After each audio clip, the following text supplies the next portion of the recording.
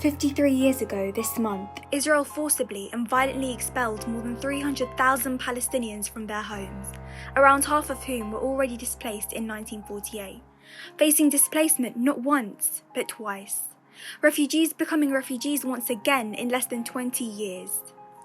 This is the Naksa, marking the tragic setback in the Palestinian struggle for freedom, a continuation of the 1948 Nakba, the Catastrophe. You might have heard about it as the June 1967 war. 78% of stolen land was not enough, they were hungry for more. The war that lasted 6 days, and by the time it had ended, Israel had occupied East Jerusalem, the West Bank and the Gaza Strip, colonising the whole of historic Palestine, taking control of the final 22% of Palestine that it wasn't able to capture in 1948. Everything under Israeli control to dictate, every inch of land and water placed at the disposal of the settlers. Israel's complete colonisation of Palestine. The ethnic cleansing of Palestinians was ongoing, as it is till this very day. Think about all those families who were divided, think about all those dreams that were blinded, and think about all those hearts that were broken. The damage and loss suffered after the 6-day war.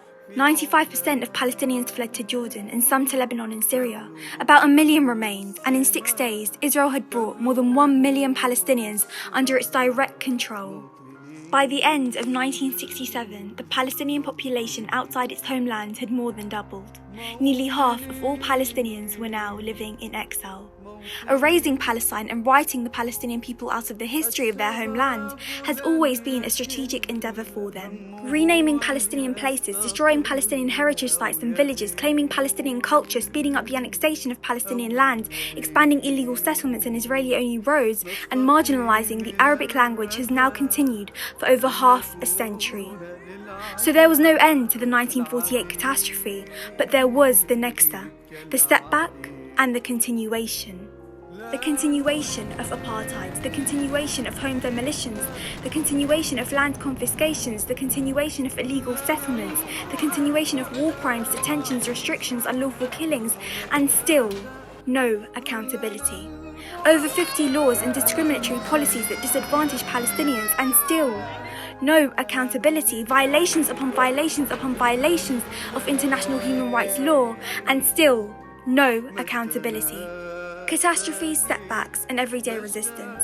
Today, Palestinians are once again threatened with another displacement under Israel's annexation plans of the Jordan Valley, as well as illegal West Bank settlements. Exploiting the COVID-19 distraction, Israel planned to carry this out this July. Israel's annexation means eternal domination over the Palestinians, having disastrous implications for Palestinians in the annexed lands and their properties. But we will not stand for the normalisation of human rights abuses, of apartheid policies, and of continuous violations of international law. So we say no to the illegal annexation of stolen Palestinian land. Enough invasion, no to annexation, end the occupation.